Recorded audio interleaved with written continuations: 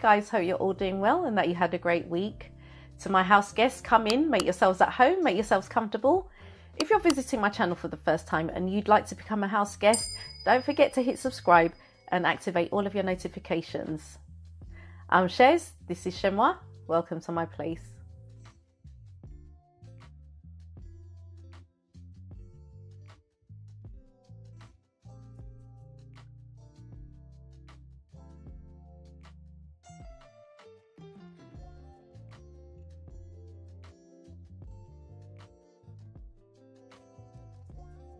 Welcome to episode 4 of Coffee Chats, a series of alternative perspectives.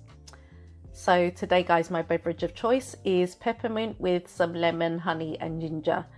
Thank you once again for mentioning all of your different drinks under the last video. Some interesting choices. Someone had beet juice with orange juice and ginger. That sounds nice. And what's Pu'er tea, someone said, which sounds very interesting. I need to investigate that. But let me know what you're drinking, guys. As usual, you guys come up with some stuff that I've never heard of. So I'm always on the lookout for alternative beverages. Now, before we get into today's episode, thank you for the feedback from episode 3. And as promised, I've selected 2 comments. This comment is from JM-HD7QF. Thank you. This will come in handy dealing with toxic family. And this comment comes from Colette McCulloch 1586. And she says, I absolutely agree, Chez. When I look in the mirror, I say to myself, I'm worthy, I'm special, I'm one of a kind. There's no one like me. I'm different, but most of all, I'm a bad bee. Now let's get to it. Be blessed.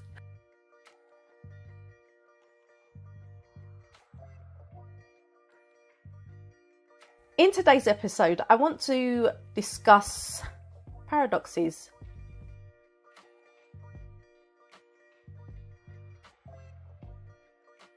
Today is the day before some event called the Coronation, which is being held in London. Harry's here, and by all accounts he's gonna just do his bit tomorrow. He's not sticking around because this event is going on for about 2-3 days. He's not going to stay around for the other celebrations. He's just going to attend the service, from what I understand, and then fly back to continue the celebrations for Archie's 4th birthday.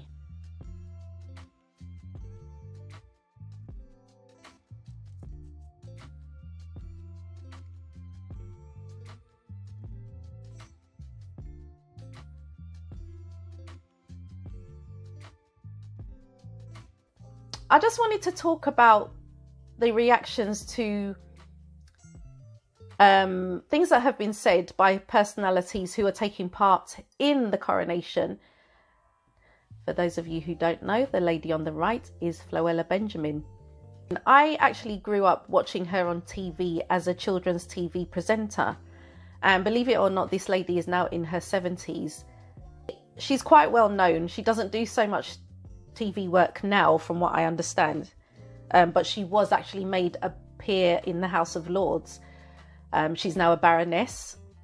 Floella Karen Eunice Benjamin, Baroness Benjamin, born 23rd of September 1949, is a Trinidadian British actress, singer, presenter, author and politician. She is known as presenter of children's programs such as Play School, Play Away, Jamboree and Fast Forward. On 28th of June 2010, Lady Benjamin was introduced to the House of Lords as a life peer nominated by the Liberal Democrats. When her father, a policeman and a talented jazz musician, decided to emigrate to Britain with her mother, later joining him along with Benjamin's younger sister and youngest brother, the 4 older children were left in the care of family friends, with Benjamin and her older sister, Sandra, being separated from their brothers. The people looking after Benjamin and her sister were secretly abusive. Benjamin and her sister often tried writing to their parents to tell them about the abuse, but the letters were always read and censored before they were sent. In 1960, the children went to join him in Beckenham, Kent. She has discussed the racist experiences she had when arriving in Britain as an immigrant, such as with neighbours and at school. Having left school to work in a bank, she studied for A-levels at night school. After a spell as a stage actress in West End musicals, she began presenting children's television programmes in 1976, notably Play School for BBC. So, as a baroness and a staunch supporter of the royal family,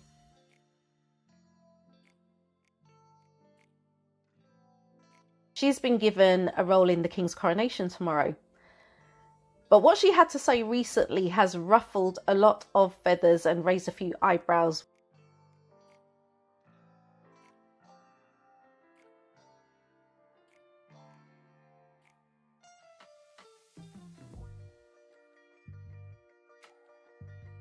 Now, tokenism is the accusation that's been levelled at Baroness Benjamin.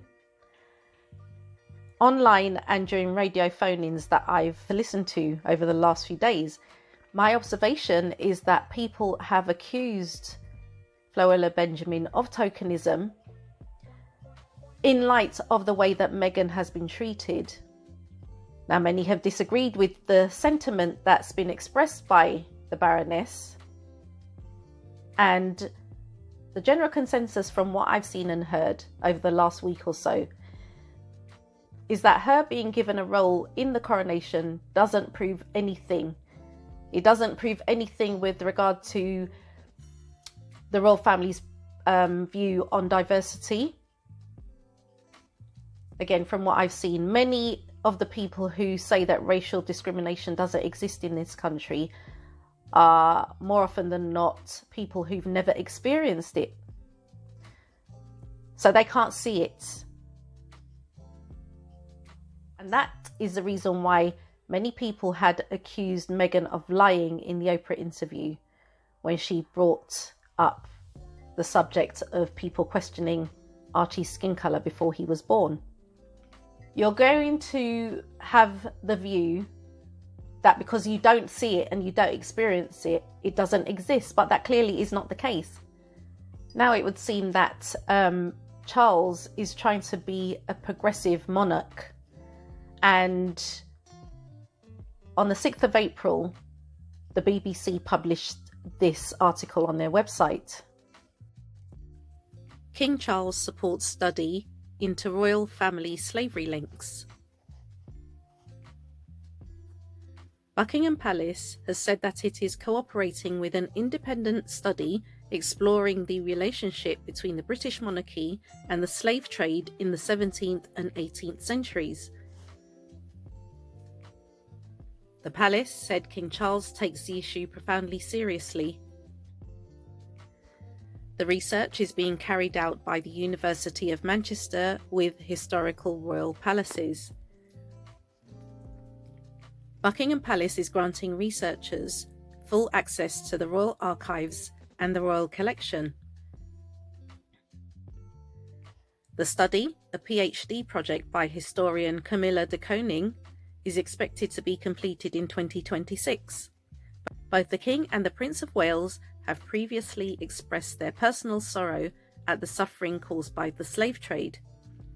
Speaking during a trip to Rwanda last year, the King said he could not describe the depth of his personal sorrow at the suffering caused by the slave trade. In a visit to Jamaica last spring, Prince William said slavery was abhorrent, should never have happened, and forever stains our history. The King wants to continue his pledge to deepen his understanding of slavery's impact with vigour and determination since his accession, a Buckingham Palace spokesperson said. They continued, "This is an issue that His Majesty takes profoundly seriously. Given the complexities of the issues, it is important to explore them as thoroughly as possible." A palace statement was issued in response to The Guardian, which has published a previously unseen document showing the 1689 transfer of shares in the slave-trading Royal African Company from Edward Colston, a slave trader and the company's deputy governor, to King William III. The King has also said that each Commonwealth country should make its own decision over whether it is a constitutional monarchy or a republic. He said he was aware the roots of the Commonwealth organisation run deep into the most painful period of our history, and said acknowledging the wrongs of the past was a conversation whose time has come. There are currently 14 Commonwealth realms, in addition to the UK, where the King is their head of state. Now, it's fairly obvious, not just to me, but the timing of this, study, if that's really what you want to call it, is not a coincidence. Because quite frankly, we know that this is just a PR exercise. It's fairly safe to say that we kind of know the royals' role in the transatlantic slave trade. So why does a study need to be done? For me, it's a complete waste of time, because what is going to be uncovered that we don't already know? I was speaking to one of my good friends the other day, and we were talking about all of this, what's going on with Harry and Meghan, and my friend was unaware that since the abolition of slavery, descendants of slave owners in this country have been paid compensation via the British taxpayer, and those payments only ended in 2015. When did the UK finish paying for slavery? In 1833, Britain used £20 million, 40% of its national budget, to buy freedom for all slaves in the empire. The amount of money borrowed for the Slavery Abolition Act was so large that it wasn't paid off until 2015, which means that living British citizens helped pay to end the slave trade. This is from taxjustice.net. It's hard to believe, but it was only in 2015 that, according to the Treasury, British taxpayers finished paying off the debt which the British government incurred in order to compensate British slave owners in 1835 because of the abolition of slavery. Abolition meant their profiteering from human misery would gradually come to an end. Not a penny was paid to those who were enslaved and brutalised. The British government borrowed £20 million to compensate slave owners, which amounted to a massive 40% of the Treasury's annual income, or about 5% of British GDP. The loan was one of the largest in history. Now, earlier this week, I think it was yesterday, it was actually revealed that 12 Commonwealth leaders who, by all accounts, have declined their invitations, have combined efforts and written an open letter to King Charles because they are not happy.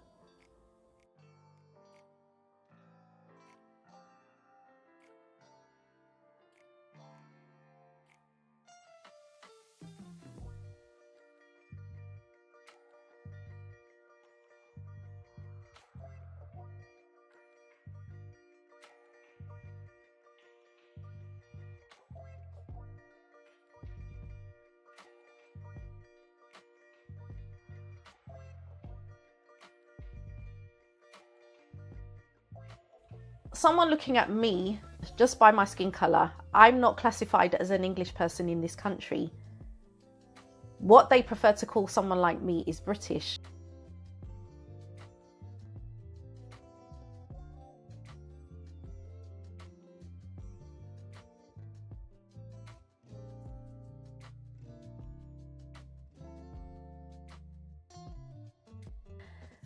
Conversely, when I go to Jamaica, I'm classified as a foreigner because I wasn't born there, even though my parents are from Jamaica. So I could easily have a complex in terms of, where do I fit in? Where do I belong? I have to belong somewhere. I'm not a stateless person. England's my home. British could mean anything. I'm not Scottish, I'm not Irish, I'm not Welsh. But a lot of people do have a problem with that. Right, on the flip side, as a black person from the States, and I'm sure many of you can testify to this because I know that a significant percentage of my audience are from the States and a lot of you guys are African American. Having lived there and made my observations, given the fact that my daughter was also born there, I know that you declare yourselves as American because you were born there and your descendants, direct descendants of slaves. So that's understandable. But this video really intrigued me this week. You know, I got this husband I've been married to for 46 years, almost 46 years. And my husband, he dogged me out, but I still love him. I still, do anything for him. But, he dogged me out, call me names and tell everybody that, he ain't really married to me and I'm a child to my family. Heck, he won't even let me be around my family. That's not allowed, but I still love him anyway. I work for him, I pray for him, I cook for him, I build up his business for him, and I advocate for him, I invest in him. You feel me? I raise my family up to continue that legacy of his, and I do anything for my husband, but my husband still disowns me, won't let me go anywhere without questioning me, treating me like I'm a piece of crap, publicly and privately. But I love him. You want to know what his name is? America. As a black person from America, how would you classify your identity? We're not made to feel welcome, whether it's intentional or not. We're not treated as though we belong as black people in this country, even though, for us who are born and bred here, we're not made to feel that we belong. Now, how is it for you guys? Because I'm interested, especially after having seen this video earlier in the week. If if you're treated like that in America, it just intrigues me that you guys are proud to be American. And I don't know if that's making sense, because we don't have the same feeling here for those of us who live here. This is a bit of a rambly video because it all stems from what Floella Benjamin said. And, things have progressed in a positive direction, but we're not where we should be. And people are expecting Charles to, be this beacon of diversity because he's declaring himself as defender of all faiths and, this commission for this study into the monarchy's role in the slave trade. I mean, it's just optics as far as I'm concerned, because no amount of commissioning studies or asking people of colour to partake in royal events, that will never convince someone like me. I've grown up with the royal family. I don't know life without the royal family in this country. I don't relate to them. They're unrelatable to me. The only way that they are going to convince me even a tiny amount is by showing respect to Harry's wife, and I will always maintain that. Until that happens, they are better off in the States.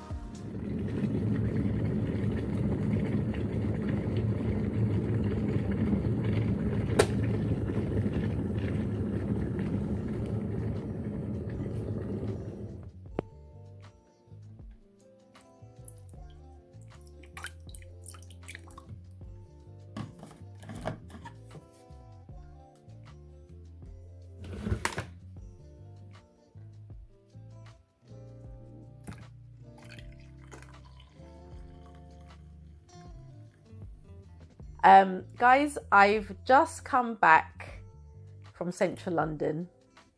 What's the time?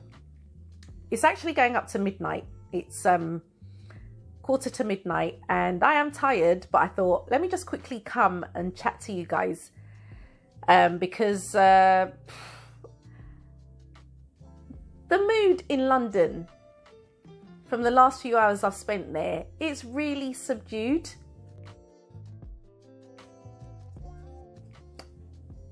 I would have expected there to be a buzz, but there's no buzz, guys. And I was actually in Mayfair. There's no atmosphere. And it's not usually like that with royal events taking place in the capital. Even with the 11 days of the Queen's funeral last September, it wasn't a buzz, but there was still an atmosphere. It was very dark, but it was still an atmosphere. You could still pick up something in the air. I didn't pick up anything this evening. I had a thought that because the weather has been changing, it's been very changeable today. Sunny, rainy, sunny, rainy. Actually, when I was driving up to central London, it started to pour down with rain. So I didn't actually get a lot of footage that I wanted to. I don't know what's going on. I don't know what's going on, guys. But this just does not feel... And I don't know whether that and the weather is indicative of what's to come.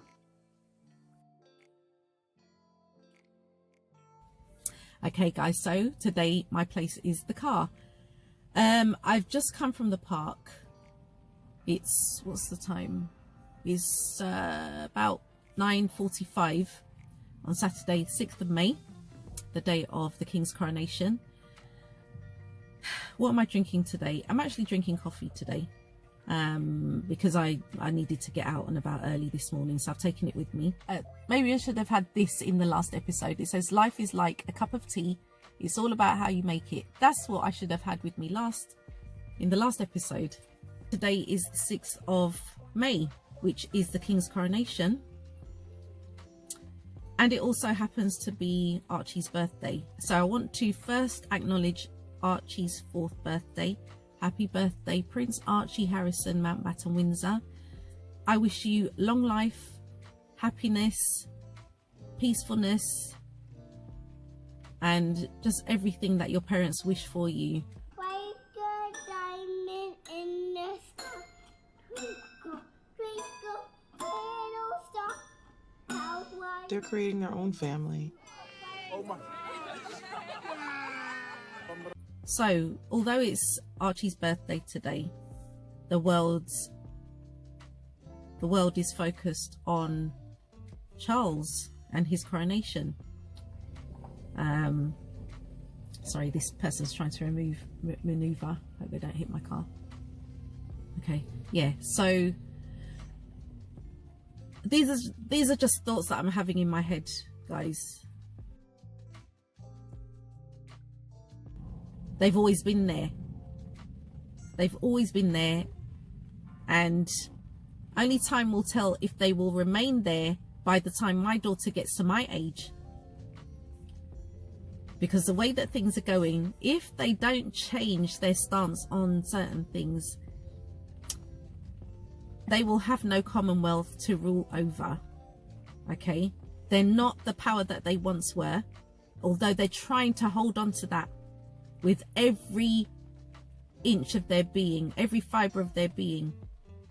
And remember, it's in William's interests that this continues. That's why he and Kate were doing walkabouts in central London on Thursday, went to a pub, pulled a pint, etc.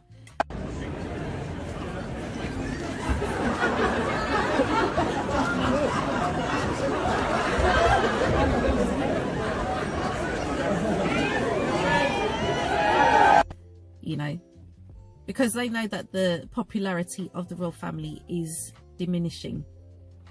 So all of these are PR exercises. No, I'm not fooled, guys. I'm not fooled. It's all very nice. It's all, yes, you know, you come to see your subjects or whatever. You know, even that is derogatory. So I'm not anyone's subject. You know, today people are going to swear allegiance to a man who was born into this privilege. He wasn't elected. He wasn't, you know, no one chose for him to have this position. It's by virtue of the fact that he was born into a family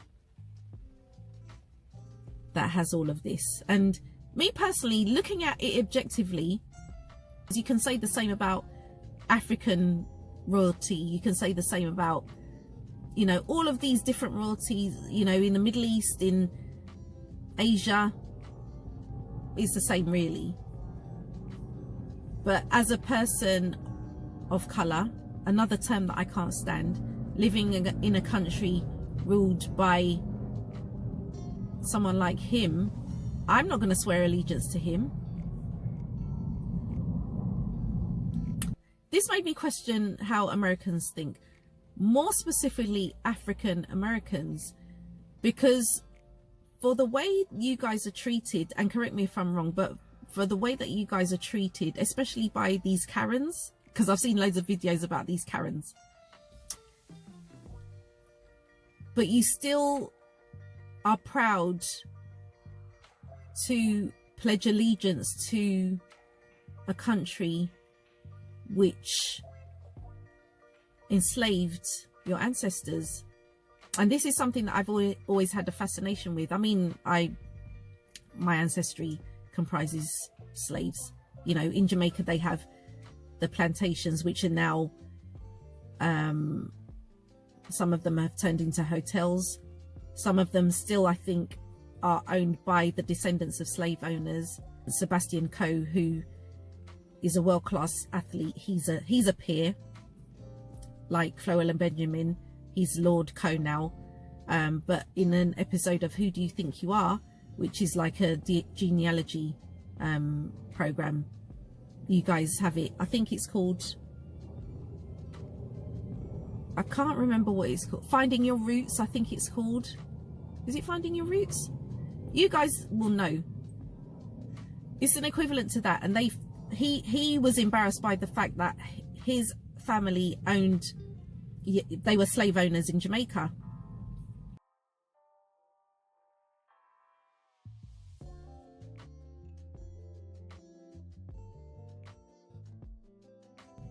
I mean, you can't change your past, but people are still benefiting from that today. Benedict Cumberbatch is another example of his family owned slaves in Barbados.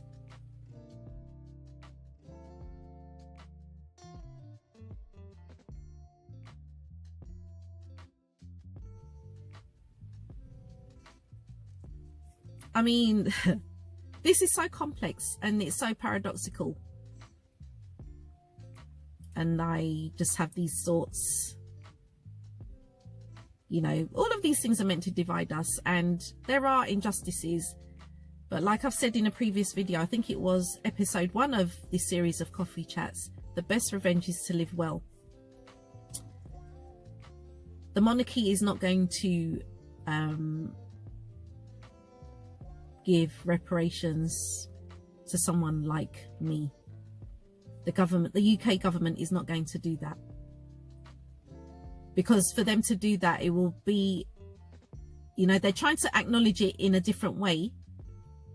But if they now start giving out money to descendants of slaves, remember, they've already compensated the descendants of slave owners, and those payments ended in 2015. And they've come from taxes that someone like me pays. They're not going to give reparations, because really, I guess they see it as they're just not going to do it, guys. Let's just face it.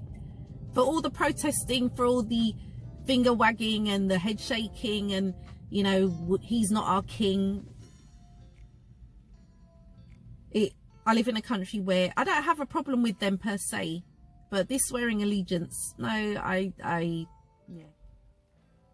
It's just mad. This whole thing is mad. And that's why that's why I've always said, you know, years before the Queen passed, things will change drastically and not necessarily for the better. The Commonwealth is not to be sniffed at. The Commonwealth, the majority of Commonwealth people, Commonwealth citizens look like me. And British society will deny that because they don't see that. They only see what's in the United Kingdom. We make up a minority, that's why we're referred to as a minority. But globally, we're a majority. But they don't want you to see that. Non-Caucasian people make up over 90% of the world's population.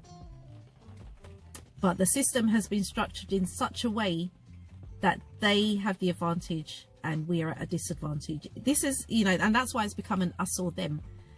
Me personally, I know that I'm a successful person and I will continue to be successful. Nobody's gonna restrict me in the way that I live. You know, I've experienced racism subtly here, but more overtly when I moved to Spain. It wasn't through a Spanish person or Spanish people, it was from an English Caucasian man.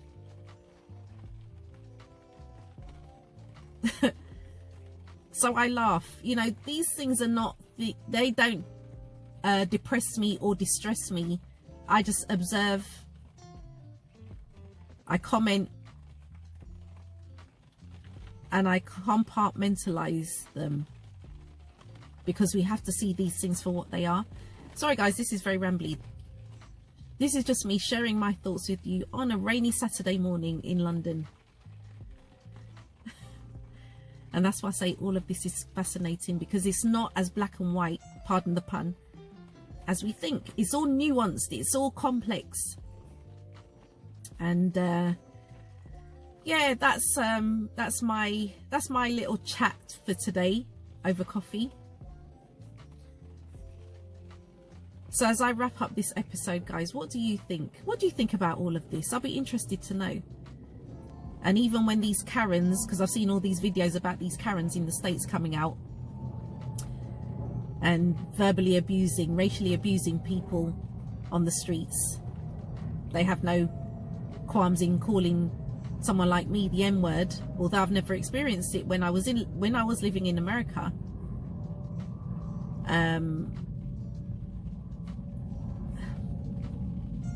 They you know, I hear them say things like, oh, you don't belong here, you're in my country. May I remind these guys that you are not Native American. There were people that were there of a similar hue to mine who are actually American, and you've done everything that you can to drive them out and make them feel less than. And you actually have the audacity to say to someone like me that I don't belong there. And this is why it makes me laugh. It makes me laugh. It makes me laugh. And that's why I want to know what you guys think. What do you guys think about all of this? When you have the Pledge of Allegiance as children in America, I pledge allegiance to the flag. Because that's something that always fascinated me. What does that mean to you guys as Americans? I pledge allegiance to the flag. Today, people are expected to pledge allegiance to King Charles and his Queen Camilla. I don't know. Is it just me that has these thoughts in my head? Let me know in the comments, guys. And as usual, I'll select 2 to feature in the next episode.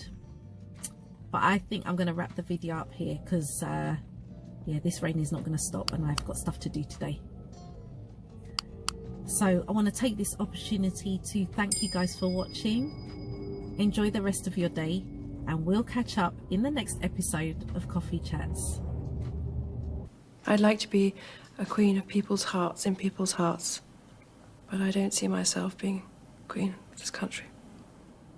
I don't think many people would want me to be Queen. Actually, when I say many people, I mean the establishment that I'm married into, because they've decided that I'm a non-starter.